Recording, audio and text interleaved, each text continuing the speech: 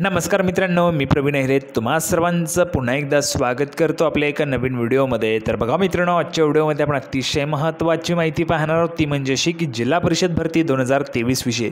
तर बघा मित्रांनो, जिल्हा परिषद भरतीची नवीन मोठी अपडेट या ठिकाणी आलेली आहे। संपूर्ण अपडेट आपण या ठिकाणी पाहणार आहोत। त्या अगोदर तुम्हाला सूचना आहे, जर तुम्ही व्हिडिओवर नवीन असाल तर व्हिडिओला लाईक करा, व्हिडिओला जास्तीत जास्त शेअर करा, चॅनलला सुद्धा सबस्क्राईब करून ठेवायचं आहे सरळ सेवेच्या सर्व प्रकारच्या अपडेटसाठी, त्याचबरोबर नवनवीन नोकरीच्या संधींसाठी।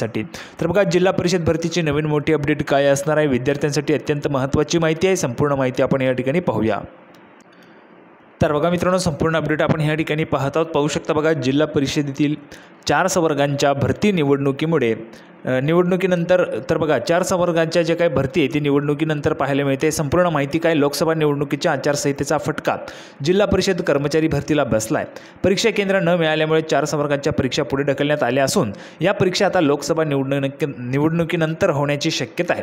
जिल्हा परिषदेमध्ये रिक्त असलेल्या 728 जागांसाठी ऑगस्ट 2023 पासून भरती सुरू आहे।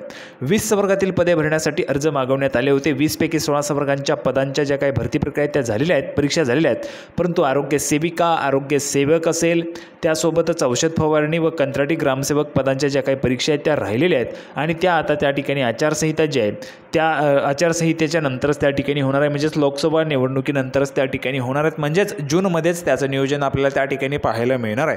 तर अत्यंत महत्त्वाची अपडेट या ठिकाणी झेडपीच्या संदर्भात होती। अजून एक अपडेट तुम्हाला दाखवतो बघा, आचारसंहितेमुळे परीक्षा रखडलेली ती पाहू शकता मित्रांनो, तुमच्यासमोर पुन्हा एकदा एक नवीन प्रसिद्धीपत्रक या ठिकाणी ओपन झाले आहे। दी अकोला वाशिम जिल्हा मध्यवर्ती सहकारी बँक लिमिटेड अकोला यांचं।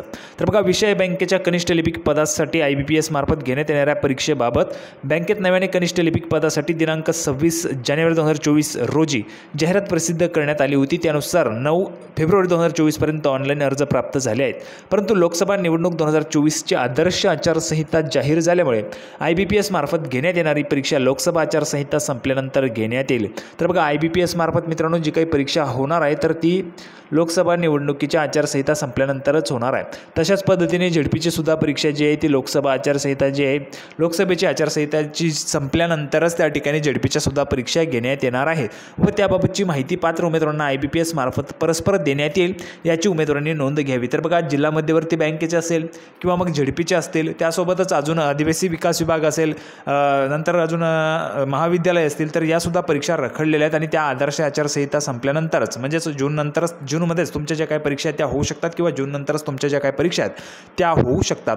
तर अतिशय महत्त्वाची अपडेट या ठिकाणी मित्रांनो झेडपीच्या संदर्भात होती। अपेक्षा आहे तुम्हाला हा व्हिडिओ आवडला असेल, व्हिडिओ आवडला तर लाईक करा, जास्तीत जास्त शेअर करा। आपण पुन्हा एकदा भेटणार आहोत पुढच्या व्हिडिओमध्ये अशाच पद्धतीची महत्त्वाची अपडेट घेऊन। तोपर्यंत धन्यवाद।